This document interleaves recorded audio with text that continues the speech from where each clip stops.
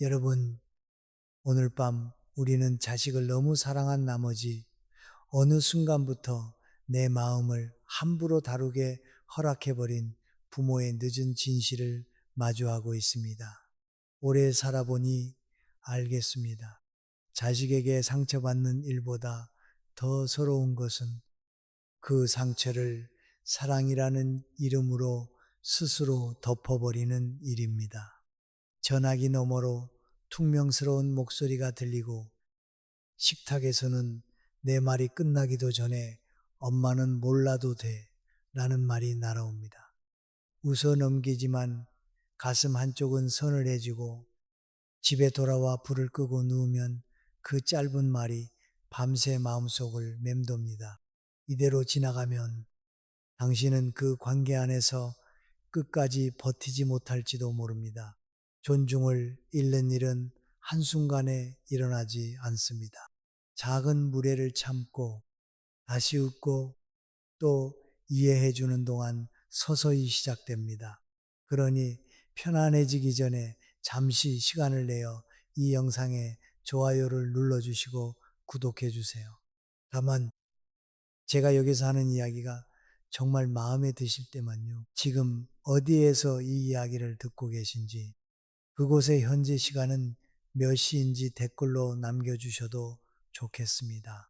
이제 불을 끄고 부드러운 소음이 필요하다면 선풍기를 켜도 좋습니다.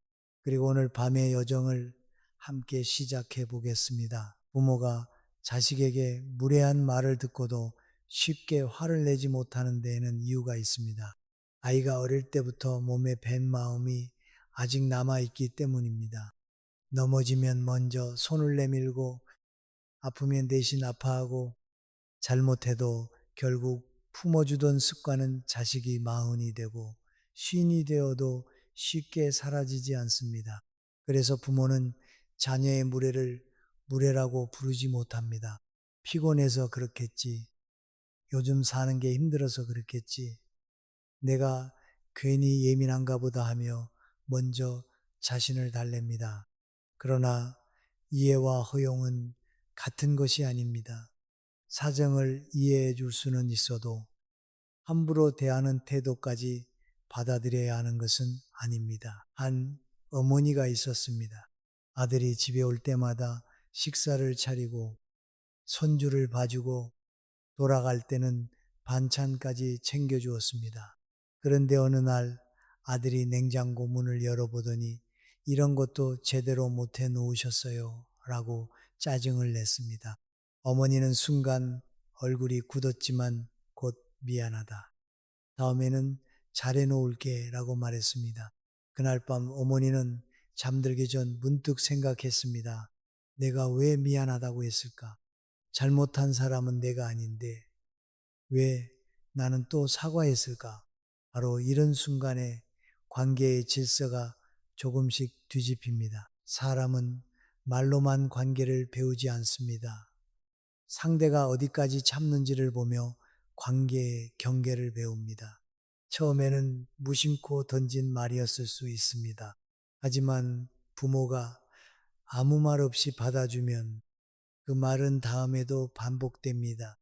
한 번의 무례가 두 번이 되고 두 번이 일상이 되면 자녀는 그것을 자신의 권리처럼 여기기 시작합니다.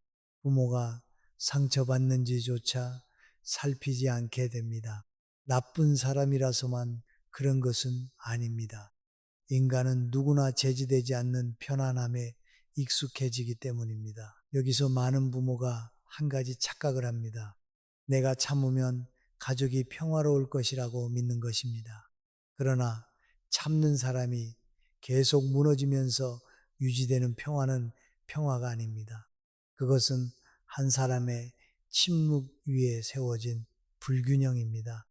겉으로는 아무 일도 없는 것처럼 보여도 마음속에서는 서운함이 쌓이고 자녀가 전화해도 반갑기보다 긴장부터 됩니다. 말을 조심하게 되고 눈치를 보게 되며 나중에는 자기 집에서도 편히 숨을 쉬지 못합니다. 존중을 잃은 부모는 단지 기분이 상하는 데서 끝나지 않습니다. 스스로의 판단을 의심하고 자신의 필요를 작게 만들며 점점 존재감까지 줄여갑니다. 오래 살아보니 관계에서 가장 비싼 대가는 돈이 아니라 자기 목소리를 잃는 것이었습니다. 자녀가 떠날까 두려워할 말을 삼키고 혹시 미움받을까봐 불편함을 숨기다 보면 어느 날 자신이 무엇을 원하는지도 모르게 됩니다. 그런데 사랑은 자신을 없애는 일이 아닙니다. 사랑은 서로를 사람답게 대하는 일입니다. 부모가 자녀를 존중했다면 자녀 역시 부모를 존중해야 합니다. 나이가 들었다는 이유로 의견이 가벼워져도 되는 것이 아니고 도움을 받는다는 이유로 감정까지 무시당해도 되는 것은 아닙니다. 그렇다고 지금 당장 자녀에게 따지고 지난 세월의 희생을 꺼내 놓으라는 뜻은 아닙니다. 상처가 깊을수록 첫 반응은 더 조용해야 합니다. 우선 마음속에서부터 분명히 정해야 합니다. 나는 사랑받기 위해 무례를 견디지 않겠다. 나는 가족을 지키기 위해 나를 버리지 않겠다. 이 결심은 상대를 밀어내는 벽이 아니라 관계를 바로 세우는 기둥입니다. 부모의 권위는 큰 소리에서 생기지 않습니다.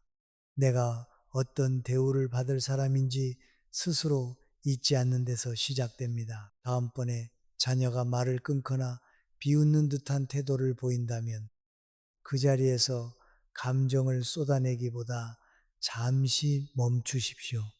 표정을 가다듬고 짧게 말하면 됩니다. 그런 말투로 이야기하면 나는 대화를 계속하기 어렵다. 설명을 길게 붙이지 않아도 됩니다. 상대가 불편해한다고 해서 곧바로 말을 거두지도 마십시오. 처음에는 자녀가 왜 갑자기 그래라며 당황할 수 있습니다. 그동안 익숙했던 부모의 모습이 달라졌기 때문입니다. 하지만 그 불편함은 관계가 잘못되는 신호가 아니라 오래 기울어진 관계가 제자리로 돌아오는 과정일 수 있습니다. 부모로서 권위를 되찾는 일은 자녀 위에 다시 올라서는 일이 아닙니다. 서로의 자리를 바로잡는 일입니다. 자녀는 성인이 되었고 부모 역시 한 사람의 성인입니다. 한쪽만 이해하고 한쪽만 참는 관계에서 벗어나 서로의 말과 시간과 감정을 귀하게 여기는 관계로 옮겨가야 합니다. 그 시작은 거창하지 않습니다. 오늘부터 상처를 상처라고 인정하는 것, 우레를 사랑으로 포장하지 않는 것, 그리고 내 마음도 보호받아야 한다고 스스로에게 허락하는 것입니다. 어쩌면 당신은 지금까지 너무 오래 참았는지도 모릅니다. 그러나 늦었다고 생각할 필요는 없습니다.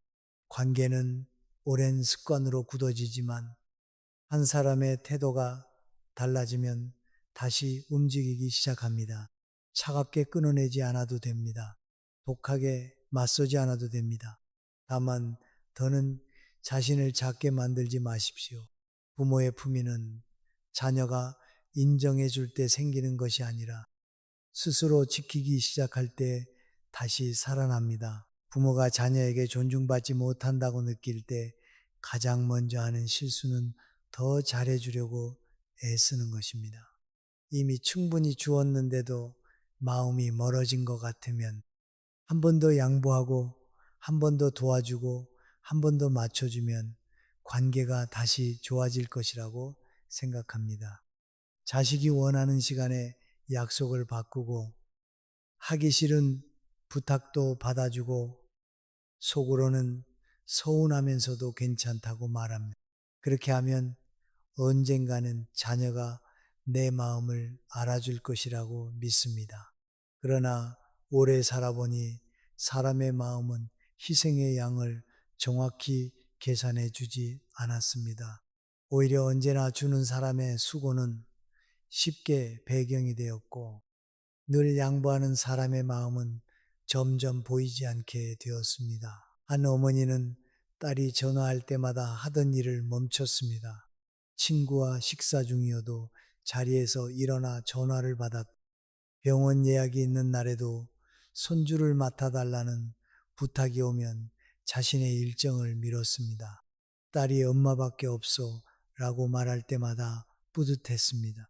그런데 어느 날 어머니가 몸이 좋지 않아 부탁을 거절하자 딸은 짜증 섞인 목소리로 말했습니다. 엄마는 원래 해줬잖아. 갑자기 왜 그래? 그 한마디에 어머니의 마음은 오래 서늘했습니다. 자신이 베푼 시간이 감사로 남은 것이 아니라 당연한 의무로 굳어졌다는 사실을 그제야 알게 된 것입니다. 사람은 반복되는 호의를 선물로 기억하지 않을 때가 많습니다. 처음에는 고마워하지만 두 번째에는 익숙해지고 계속되면 기대하게 됩니다. 특히 부모와 자녀 사이에서는 그 변화가 더 빠릅니다. 부모는 사랑이라고 생각하지만 자녀는 언제든 받을 수 있는 지원이라고 받아들이기 쉽습니다. 부모가 자신의 사정과 감정을 계속 뒤로 미루면 자녀는 부모에게도 지켜야 할 생활과 한계가 있다는 사실을 잊게 됩니다. 그것은 자녀가 악해서가 아니라 부모가 스스로 자신의 자리를 너무 오래 비워두었기 때문입니다. 어떤 부모는 자녀가 섭섭해할까봐 거절하지 못합니다.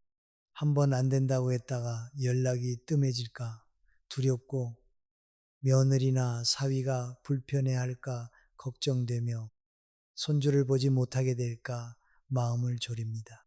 그래서 마음에도 없는 대답을 합니다. 그래, 내가 하지 뭐. 하지만 전화를 끊고 나면 가슴이 답답합니다. 부엌에 서서 설거지를 하다가도 억울함이 올라오고 밤에 누우면 나는 왜 또 싫다는 말을 못했을까 하는 후회가 밀려옵니다.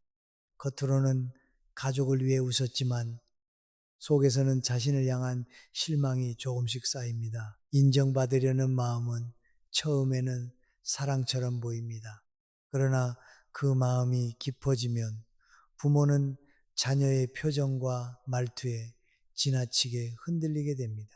자녀가 다정하면 마음이 놓이고 조금만 무심하면 내가 뭘 잘못했는지 돌아봅니다. 칭찬 한마디를 받기 위해 더 많이 주고 서운한 기색을 피하기 위해 자신의 의견을 접습니다. 이렇게 되면 관계의 중심은 자녀에게 완전히 넘어갑니다. 부모의 기분과 선택이 자녀의 반응에 따라 움직이기 시작하기 때문입니다. 사랑은 남아있지만 존중은 약해집니다. 살아보니 존중은 많이 희생한 사람에게 저절로 돌아오는 보상이 아니었습니다. 자신을 함부로 다루지 않는 사람에게 따라오는 태도에 가까웠습니다.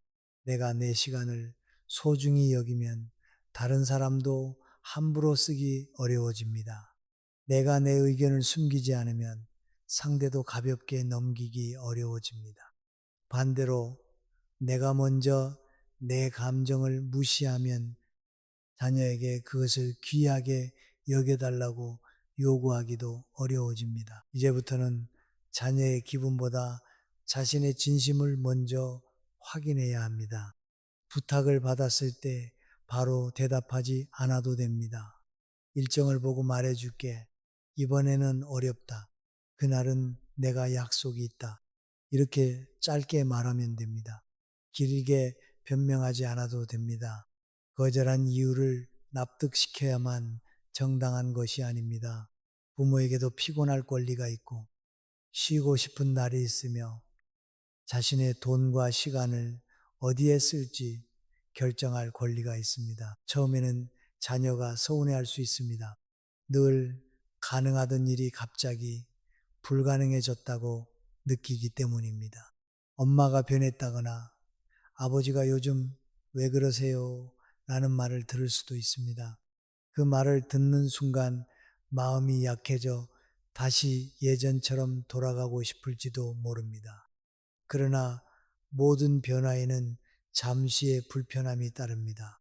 자녀가 느끼는 불편함이 곧 부모의 잘못을 뜻하지는 않습니다. 오랫동안 한쪽으로 기울어 있던 관계가 균형을 찾을 때 익숙함을 잃은 쪽은 자연스럽게 저항합니다. 그럴 때 화를 내거나 냉정해질 필요는 없습니다. 너를 사랑하지 않아서가 아니라 나도 내 생활을 지키며 살고 싶다고 차분히 말하면 됩니다.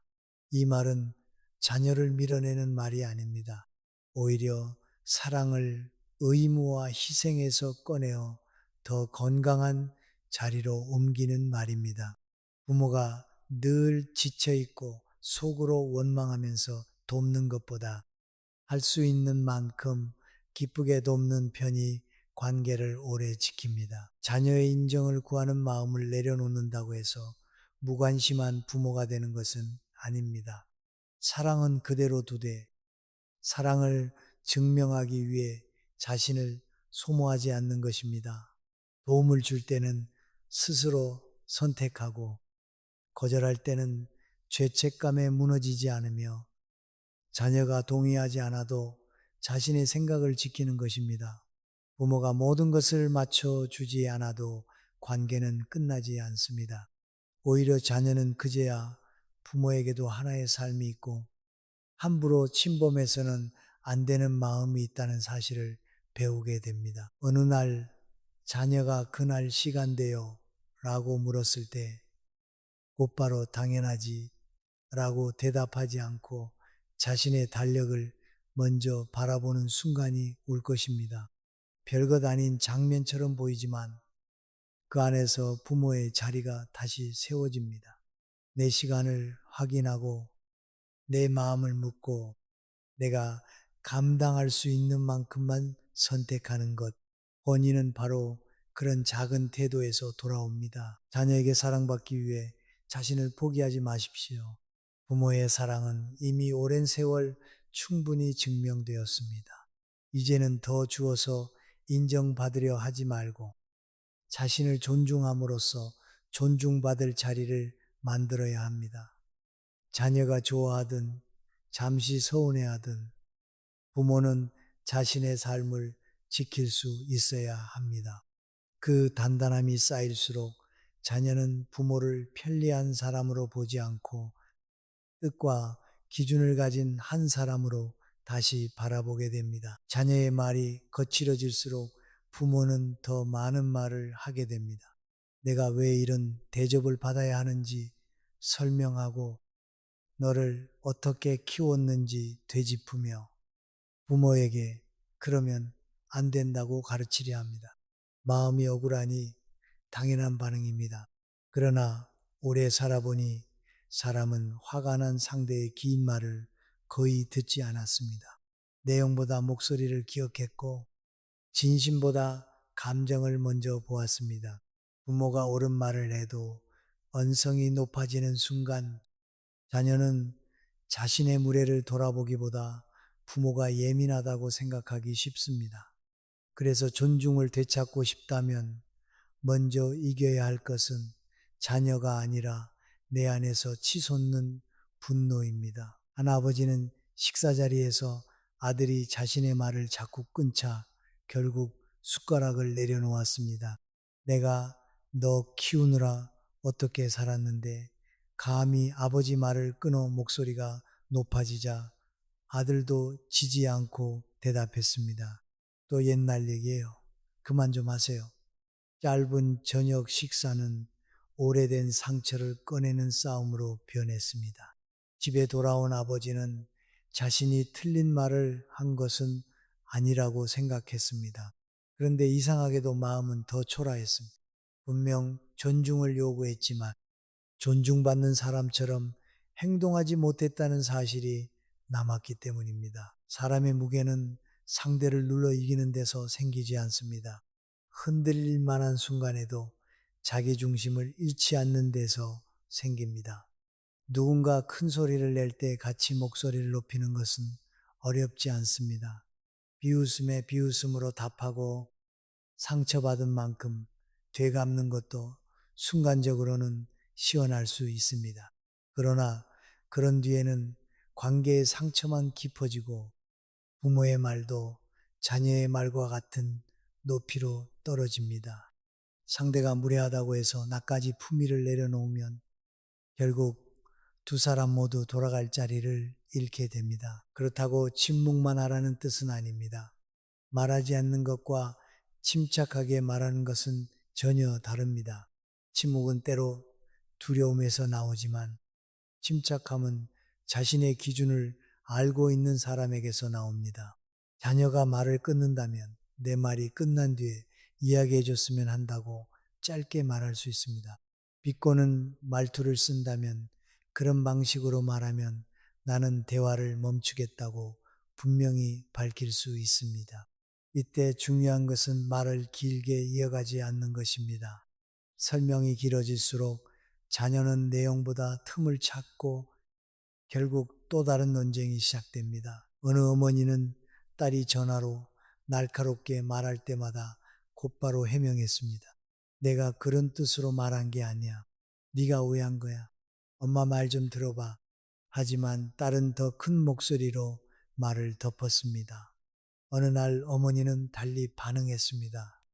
잠시 침묵한 뒤 지금은 서로 말이 거칠어지고 있으니 차분해졌을 때 다시 이야기하자고 말하고 전화를 끊었습니다. 손은 떨렸고 마음도 불편했습니다.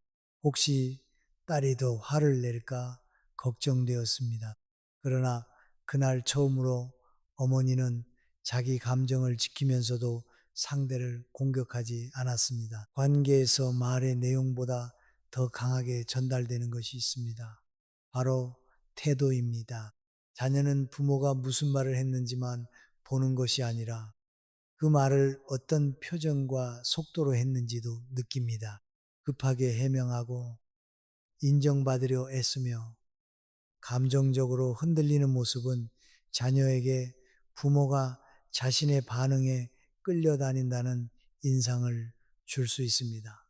반대로 목소리를 낮추고 말을 줄이며 필요할 때 대화를 멈출 줄 아는 부모에게서는 쉽게 넘을 수 없는 선이 느껴집니다. 살아본 사람은 모든 싸움에서 이길 필요가 없다는 것을 압니다. 오히려 이기려는 마음을 내려놓을 때 더 큰 것을 지킬 수 있습니다.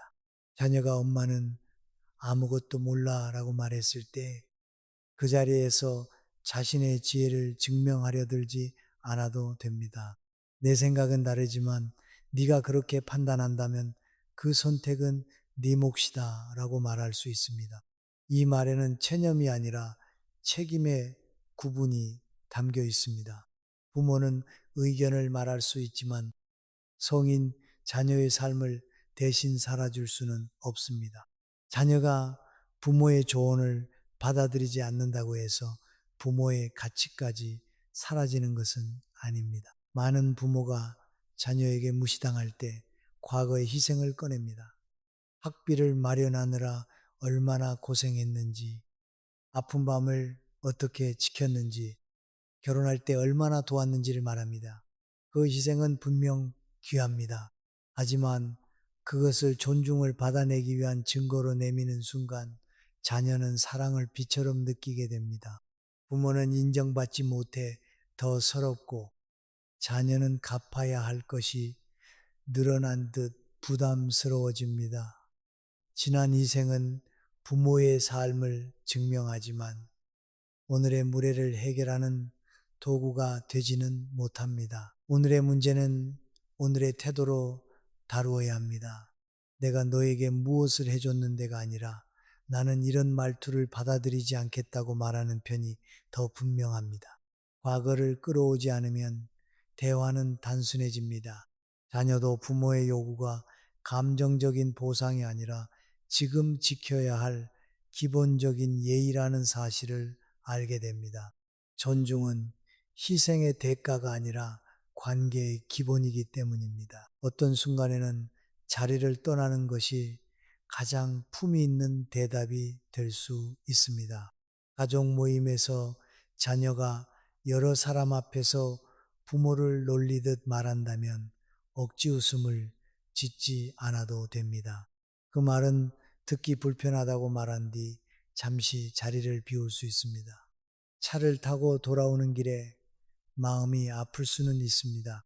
그러나 아무렇지 않은 척 웃으며 상처를 삼킨 뒤 밤새 자신을 탓하는 것보다는 낫습니다. 후미는 상처받지 않는 상태가 아니라 상처받은 순간에도 자신을 버리지 않는 태도입니다. 처음에는 차분한 대응이 효과가 없는 것처럼 보일 수도 있습니다. 자녀는 오히려 더 자극하려 하거나 왜 이렇게 유난이냐고 말할 수 있습니다. 그때 다시 긴 설명으로 돌아가면 이전의 관계가 반복됩니다. 같은 기준을 같은 목소리로 지키십시오. 유난을 떠는 것이 아니라 서로 존중하며 말하자는 것이다. 그 이상은 덧붙이지 않아도 됩니다. 단호함은 말의 세기가 아니라 반복되는 일관성에서 나옵니다. 부모가 감정을 다스린다는 것은 아무 감정도 느끼지 않는다는 뜻이 아닙니다. 서운하면 서운하고 화가 나면 화가 납니다. 다만 그 감정이 내 입을 대신 움직이게 두지 않는 것입니다. 잠시 물을 마시고 창밖을 바라보고 필요하다면 대화를 미루어도 됩니다. 마음이 가라앉은 뒤 무엇이 불편했는지 짧게 전하면 됩니다. 이 작은 간격이 부모의 권위를 지킵니다. 즉시 반응하지 않을 자유가 있다는 사실을 기억해야 존중받는 부모는 언제나 옳은 부모가 아닙니다. 자신의 잘못은 인정하면서도 무례까지 받아들이지는 않는 부모입니다. 그 부분은 내가 지나쳤다. 미안하다. 하지만 나에게 소리치는 방식은 받아들일 수 없다고 말할 수 있어야 합니다. 사과와 경계는 함께 존재할 수 있습니다. 잘못을 인정한다고 권위가 약해지는 것이 아닙니다. 오히려 책임질 것은 책임지고 지킬 것은 지키는 태도에서 더 깊은 신뢰가 생깁니다. 언젠가 자녀는 부모의 말보다 그 모습을 오래 기억하게 됩니다. 화낼 수 있었지만, 절제했던 순간, 상처받았지만 모욕하지 않았던 순간, 쫓아가 설득하지 않고 조용히 자신의 자리를 지켰던 순간을 기억합니다. 부모의 권위는 두려움을 주는 힘이 아닙니다. 함부로 흔들 수 없는 안정감입니다. 다투지 않되 물러서지 않고 사랑하되 자신을 낮추지 않는 것, 그 침착한 무게가 쌓이면 자녀도 더 이상 부모를 쉽게 대하지 못합니다. 자녀의 무례한 말보다 부모를 더 오래 아프게 하는 것은 그 말 뒤에 이어지는 침묵일 때가 많습니다. 전화를 끊고 나서도 혹시 다시 연락이 올까? 휴대전화를 곁에 두고 메시지를 보낸 뒤에는 읽었다는 표시가 뜨는지 몇 번이나 확인합니다. 며칠 동안 소식이 없으면 내가 무슨 말을 잘못했는지 되짚어보고 먼저 사과할 일이 없는데도 관계가 멀어질까 두려워 전화를 겁니다. 오래 살아보니 사람을 가장 지치게 하는 것은 사랑이 부족한 일이 아니라 사랑을 확인받기 위해 하루 종일 마음을 내어 맡기는 일이었습니다. 부모에게 자녀는 세월이 지나도 특별한 존재입니다. 어린 시절의 얼굴과 목소리가 마음속에 그대로 남아있기 때문입니다. 자녀가 이미 한 가정의 가장이 되고 중년이 되어도 부모의 눈에는 감기에 걸려 밤새 열이 나던 아이의 모습이 겹쳐 보입니다. 그래서 자녀의 관심이 줄어들면 단순히 연락이 뜸한 것으로 느끼지 않습니다. 내가 되는 필요하지 않은 사람처럼 느껴지고 지금까지 살아온 시간이 한꺼번에 가벼워진 것처럼 서운해집니다. 한 어머니는 아들이 퇴근하는 시간만 되면 휴대전화를 바라보았습니다. 예전에는 거의 매일 전화를 하던 아들이 결혼한 뒤부터 연락이 줄었기 때문입니다. 저녁 8시가 지나고 9시가 되어도 전화가 없으면 어머니는 먼저 전화를 걸었습니다. 밥은 먹었니라는 말로 시작했지만 사실은 자신의 존재를 확인하고 싶었습니다. 아들이 피곤한 목소리로 엄마, 특별한 일 없으면 나중에 통화해요 라고 말하면 어머니는 급히 전화를 끊었습니다. 그리고 불을 끈 방에 누워 자신이 귀찮은 사람이 된 것 같아 눈물을 삼켰습니다. 이런 일이 반복되면 부모는 더욱 자녀에게 다가가려 합니다. 연락이 오지 않으면 먼저 전화하고 방문이 줄면 반찬을 만들어 가져다 주고 대화가 짧아지면 자녀가 관심을 가질 만한 이야기를 찾습니다.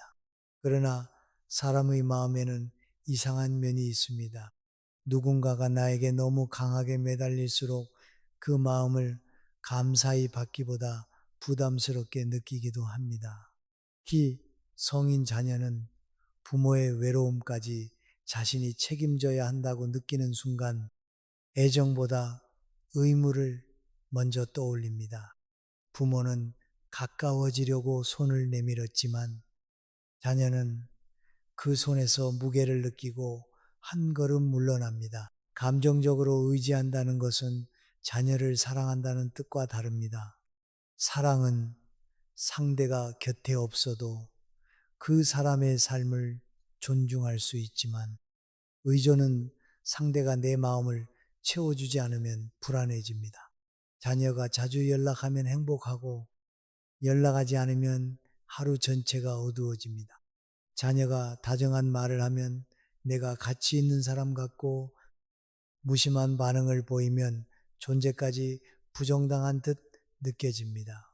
이때 부모의 마음은 자녀의 손에 들린 추처럼 작은 반응에도 크게 흔들립니다. 그 흔들림이 오래 이어지면 자녀도 부모를 대하는 태도가 달라질 수 있습니다.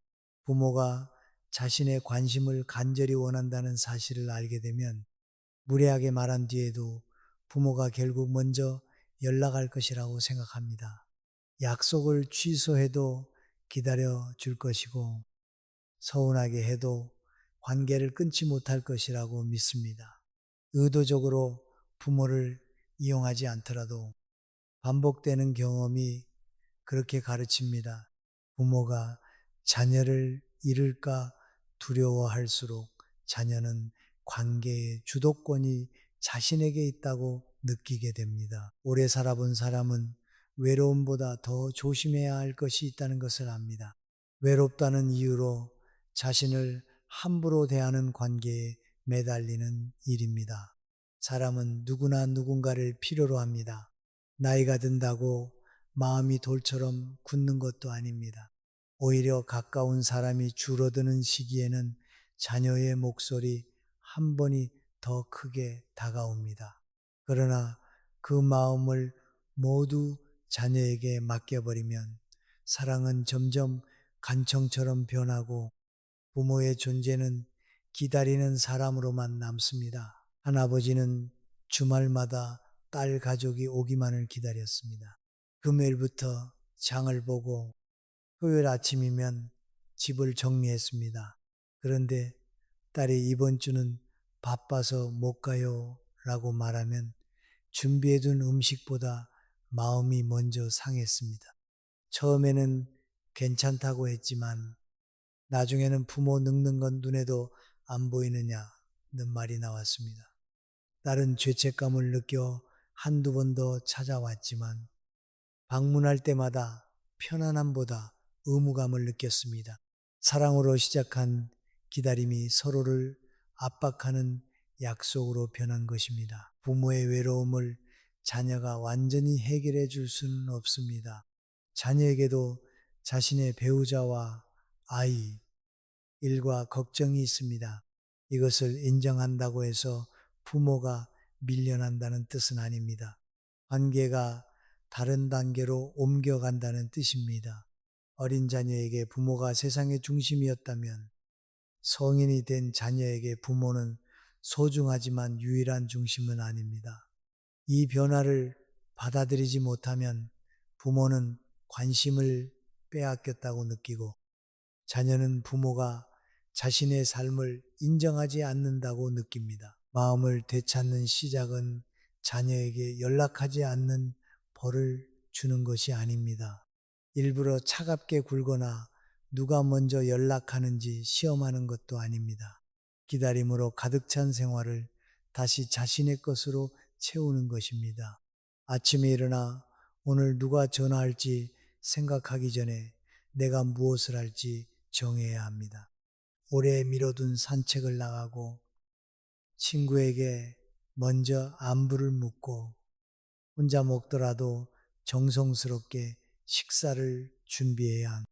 책 한 권을 읽고 작은 화분을 돌보고 가까운 곳이라도 새로운 길을 걸어보는 일들이 마음의 중심을 조금씩 돌아오게 합니다. 처음에는 그런 일이 자녀의 전화만큼 큰 위로가 되지 않을 수도 있습니다. 산책을 하면서도 휴대전화를 확인하고 사람들과 웃다가도 문득 자녀 생각이 날 것입니다. 그래도 멈추지 마십시오. 마음의 독립은 한 번의 결심으로 완성되지 않습니다. 오래 자녀에게 향해 있던 시선을 조금씩 자신의 일상으로 돌리는 과정입니다. 오늘 한 시간을 채우고 내일 반나절을 살아내며 그렇게 자녀의 반응과 상관없이 평온한 시간이 늘어납니다. 자녀가 오랜만에 전화했을 때도 모든 일을 내려놓고 매달리지 않아도 됩니다. 지금은 밖에 있으니 저녁에 통화하자고 말할 수 있습니다. 보고 싶었다는 마음은 전하되 왜 이제야 전화했느냐고 따지지 않아도 됩니다. 자녀가 찾아오면 반갑게 맞이하되 돌아간 뒤에 빈집이 두려워 붙잡지 않아도 됩니다. 만남은 붙잡을수록 길어지는 것이 아니라 편안할수록 다시 찾아오고 싶어지는 것입니다. 부모가 자신의 생활을 회복하면 자녀에게도 변화가 생깁니다. 어머니가 친구들과 여행을 다녀왔다는 말을 듣고 자녀가 먼저 궁금해할 수 있습니다. 아버지가 새로운 취미를 시작했다는 이야기에 웃으며 질문을 던질 수도 있습니다. 무엇보다 부모가 자신의 연락만 기다리지 않는다는 사실을 느끼면 대화의 부담이 줄어듭니다. 의무로 걸던 전화가 진짜 궁금해서 거는 전화로 바뀌고 부모를 돌봐야 할 사람으로만 보던 시선도 자기 삶을 살아가는 한 사람을 보는 시선으로 달라집니다. 자녀에게 감정적으로 매달리지 않는다는 것은 사랑을 줄이는 일이 아닙니다. 사랑에서 두려움을 덜어내는 일입니다. 연락이 늦어도 버려졌다고 생각하지 않고 자녀가 바빠도 내 가치가 줄어든 것이 아니라고 믿는 것입니다.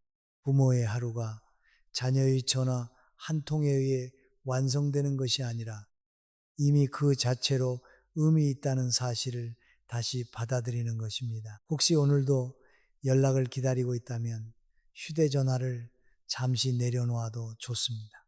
먼저 창문을 열고 바깥 공기를 느껴보십시오. 따뜻한 차를 한 잔 끓이고 오래 연락하지 못한 친구의 이름을 떠올려 보십시오. 자녀가 아닌 곳에도 당신의 마음이 머물 자리는 많이 남아 있습니다. 삶은 자녀를 키운 뒤 끝나는 것이 아닙니다. 오히려 그때부터 부모라는 역할 뒤에 가려져 있던 한 사람의 삶이 다시 시작됩니다. 자녀가 필요하지 않은 부모가 되라는 뜻이 아닙니다. 자녀만 있어야 살아갈 수 있는 부모가 되지 말라는 뜻입니다. 그 차이는 작아 보이지만 관계의 무게를 완전히 바꿉니다. 내 행복의 뿌리가 여러 곳에 내려 있을 때 자녀의 작은 무심함에도 쉽게 쓰러지지 않습니다. 그리고 흔들리지 않는 부모를 바라보며 자녀는 비로소 깨닫습니다. 부모는 자신을 기다리기만 하는 사람이 아니라 스스로의 마음과 시간을 지킬 줄 아는 깊은 사람이라는 것을 말입니다. 사람은 자신이 어디까지 허용되는지를 말보다 경험으로 배웁니다. 부모가 그렇게 말하면 안 된다고 여러 번 이야기해도 결국 아무 일 없이 넘어가면 자녀는 그 경계를 진짜 기준으로 받아들이지 않습니다. 잠시 화를 냈다가 다시 먼저 연락하고 상처받았다고 말한 뒤에도 같은 부탁을 들어주면 자녀는 부모의 말보다 행동을 믿습니다. 오래 살아보니 경계란 상대에게 들려주는 문장이 아니라 내가 끝까지 지키는 선택이었습니다. 한 어머니는 아들이 찾아올 때마다 마음이 긴장되었습니다. 아들은 냉장고를 열어보며 음식에 불평했고 집이 조금 어질러져 있으면 하루 종일 집에 있으면서 이것도 못 치워요 라고 말했습니다. 어머니는 웃으며 넘겼지만 아들이 돌아가고 나면 집안이 유난히 조용하게 느껴졌습니다. 자신이 평생 지켜온 공간에서조차 평가받고 무시당한 기분이 들었습니다. 그런데도 다음 방문 때면 더 좋은 반찬을 준비하고 집을 더 깨끗이 치웠습니다. 상처받지 않기 위해 노력했지만 사실은 무례한 기준에 자신을 맞추고 있었던 것입니다. 부모는 자녀와 멀어질까 두려워 경계를 세우지 못할 때가 많습니다. 한마디 했다가 연락이 끊길까 걱정되고 자녀가 배우자에게 부모 흉을 볼까 마음이 쓰이며 손주를 보지 못하게 될까 두렵습니다. 그래서 불편한 말을 듣고도 침묵합니다. 하지만 두려움으로 유지되는 가까움은 진짜 가까움이 아닙니다. 겉으로는 왕래가 이어져도 부모의 마음속에는 늘 긴장이 남습니다. 오늘은 또 어떤 말을 들을까? 괜히 의견을 냈다가 분위기를 망치지는 않을까 눈치를 보게 됩니다. 이 상태가 오래되면 자녀를 만나는 일이 기쁨이 아니라 부담이 됩니다. 전화벨이 울리면 반갑기보다 가슴이 먼저 내려앉고 가족 모임을 앞두면 며칠 전부터 마음이 무거워집니다.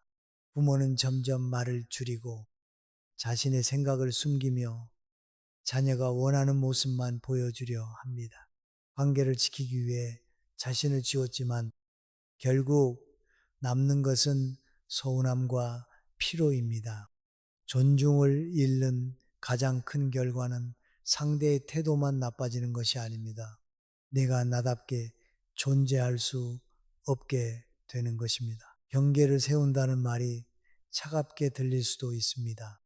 어떤 부모는 선을 긋는 순간 가족이 남처럼 될 것이라고 생각합니다. 그러나 건강한 경계는 사람을 밀어내는 벽이 아닙니다. 서로 다치지 않도록 거리를 알려주는 표시입니다. 문이 있는 집이라고 해서 사람을 싫어하는 것은 아닙니다. 문이 있기 때문에 언제 들어오고 언제 쉬어야 하는지 알 수 있습니다. 관계도 마찬가지입니다. 기준이 없으면 가까움은 쉽게 침범으로 변합니다. 자녀가 큰 소리로 말한다면 목소리를 낮춰서 이야기해 줬으면 한다고 말할 수 있습니다. 여러 사람 앞에서 부모를 흉보거나 농담거리로 삼는다면 그런 이야기는 여기서 하지 않았으면 한다고 분명히 말해야 합니다. 갑작스럽게 도움을 요구한다면 오늘은 어렵다. 미리 이야기해주면 가능한지 확인하겠다고 답할 수 있습니다. 중요한 것은 짧게 말하는 것입니다. 경계는 설명이 길어질수록 약해집니다. 긴 해명 속에는 상대의 허락을 받고 싶은 마음이 드러나기 때문입니다. 한 아버지는 아들이 전화할 때마다 돈 이야기를 꺼내는 것이 힘들었습니다. 사업이 어렵다며 돈을 빌려달라는 부탁이 반복되었고 거절하면 아버지는 자식보다 돈이 더 중요하냐고 몰아붙였습니다. 아버지는 화가 나면서도 결국 통장에서 돈을 꺼냈습니다. 그러던 어느 날 그는 조용히 말했습니다. 나는 앞으로 감당할 수 없는 돈은 주지 않겠다. 이 문제로 나를 비난하면 통화를 끝내겠다. 아들은 처음에는 화를 냈습니다. 아버지가 변했다며 서운함을 쏟아냈습니다. 아버지는 변명하지 않고 같은 말을 반복한 뒤 전화를 끊었습니다. 그날 밤 아버지의 마음도 편하지는 않았습니다. 혹시 자식이 더 어려워지면 어쩌나 너무 매정한 것은 아닌가 하는 생각이 들었습니다. 경계를 세우면 곧바로 후련해질 것이라고 생각하지만 실제로는 죄책감과 두려움이 함께 찾아옵니다. 특히 평생 자녀를 먼저 생각해 온 부모라면 더 그렇습니다. 그러나 불편하다고 해서 잘못된 선택은 아닙니다. 오랫동안 사용하지 않던 근육을 움직이면 아픈 것처럼 자기 기준을 처음 세울 때도 마음이 아플 수 있습니다. 경계는 한 번 말하는 것으로 완성되지 않습니다. 자녀가 다시 시험할 때 같은 기준을 지켜야 합니다. 이번 한 번만이라는 부탁에 넘어가고 화난 표정을 보자마자 말을 바꾸면 자녀는 기다리면 부모가 결국 물러선다고 배웁니다. 반대로 부모가 차분하게 같은 태도를 유지하면 자녀는 시간이 지나며 새로운 질서를 받아들이게 됩니다. 처음의 저항은 관계가 망가지는 증거가 아니라 익숙한 편의가 사라질 때 나타나는 반응일 수 있습니다. 그렇다고 모든 행동에 가톨하게 대응할 필요는 없습니다. 실수와 반복되는 물에는 구분해야 합니다. 자녀가 피곤한 날 한 번 날카롭게 말했다가 곧 사과한다면 받아줄 수 있습니다. 하지만 같은 말투가 계속되고 사과 없이 부모 탓으로 돌린다면 분명한 대응이 필요합니다. 경계는 상대를 벌주기 위한 수단이 아니라 반복되는 패턴을 멈추기 위한 기준입니다. 그래서 감정에 따라 높아졌다, 낮아져서는 안 됩니다. 경계를 말할 때는 상대의 인격보다 행동을 이야기하는 편이 좋습니다. 너는 원래 버릇이 없다고 말하면 자녀는 공격받았다고 느끼고 방어합니다. 대신 방금 그 말은 나를 무시하는 것처럼 들렸다고 말할 수 있습니다. 넌 늘 이적이다가 아니라 당일에 부탁하면 나는 내 일정을 바꾸기 어렵다고 말하면 됩니다. 사람 전체를 비난하지 않고 받아들일 수 없는 행동을 정확히 짚는 것입니다. 그러면 싸움을 키우지 않으면서도 기준은 분명해집니다. 때로는 말보다 행동으로 경계를 보여주어야 합니다. 자녀가 계속 소리를 지르면 대화를 끝내고 자리를 떠날 수 있습니다. 약속 시간을 반복해서 무시한다면 더 이상 무작정 기다리지 않아도 됩니다. 집에 와서 함부로 말한다면 오늘은 여기까지 하고 다음에 보자 고방문을 마칠 수 있습니다. 이런 행동은 보복이 아닙니다. 내가 말한 기준이 실제로 존재한다는 것을 보여주는 일입니다. 부모가 경계를 세우면 자녀가 당장 이해하지 못할 수도 있습니다. 가족끼리 왜 그렇게 계산적이냐고 말하거나 예전보다 차가워졌다고 비난할 수도 있습니다. 그럴 때 마음이 흔들리기 쉽습니다. 하지만 가족이라는 이유로 예의가 없어도 되는 것은 아닙니다. 오히려 오래 함께할 관계일수록 더 조심해서 대해야 합니다. 남에게는 하지 않을 말을 부모에게 쉽게 하는 것은 친밀함이 아니라 익숙함을 잘못 사용한 것입니다. 살아보니 부드러움과 단호함은 반대가 아니었습니다. 목소리는 낮아도 기준은 분명할 수 있고 사랑하면서도 거절할 수 있습니다. 나는 너를 사랑하지만 이런 말투는 받아들이지 않겠다. 이 두 문장은 함께 존재할 수 있습니다. 경계가 있는 사랑은 차갑지 않습니다. 오히려 원망이 쌓이기 전에 관계를 보호합니다. 무조건 참다가 어느 날 모든 것을 끊어버리는 것보다 작은 불편함을 그때그때 말하는 편이 훨씬 따뜻합니다. 자녀가 부모의 경계를 존중하기 시작하면 관계에도 여유가 생깁니다. 부모는 만남을 앞두고 덜 긴장하고 자녀도 어떤 행동이 상처가 되는지 알게 됩니다. 모든 갈등이 사라지는 것은 아니지만 적어도 한쪽이 계속 참는 방식으로 관계가 유지되지는 않습니다. 부모는 더 이상 자녀의 기분을 맞추기 위해 자신을 작게 만들지 않고, 자녀는 부모가 언제나 받아주는 사람이 아니라 존중해야 할 한 사람이라는 사실을 배우게 됩니다. 부모의 권위는 자녀를 통제하는 힘이 아닙니다. 나를 어떻게 대해야 하는지 스스로 분명히 알고 그 기준을 조용히 지키는 힘입니다. 오늘 한 번의 단호한 말이 관계를 즉시 바꾸지는 않을 수 있습니다. 그러나 같은 기준을 반복해서 지키면 부모의 말에는 점점 무게가 생깁니다.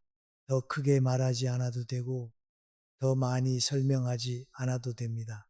내가 내 선을 지킬 때 상대도 그 선 앞에서 멈추는 법을 배우기 때문입니다. 부모가 자녀에게 가장 많이 잃는 것은 돈이 아니라 당연하게 여겨진 마음입니다.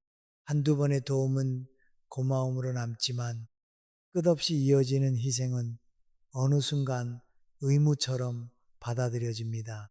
오래 살아보니 사람은 귀한 것을 자주 받을수록 더 귀하게 여기기보다 없으면 불편한 것으로 여기기 쉬웠습니다.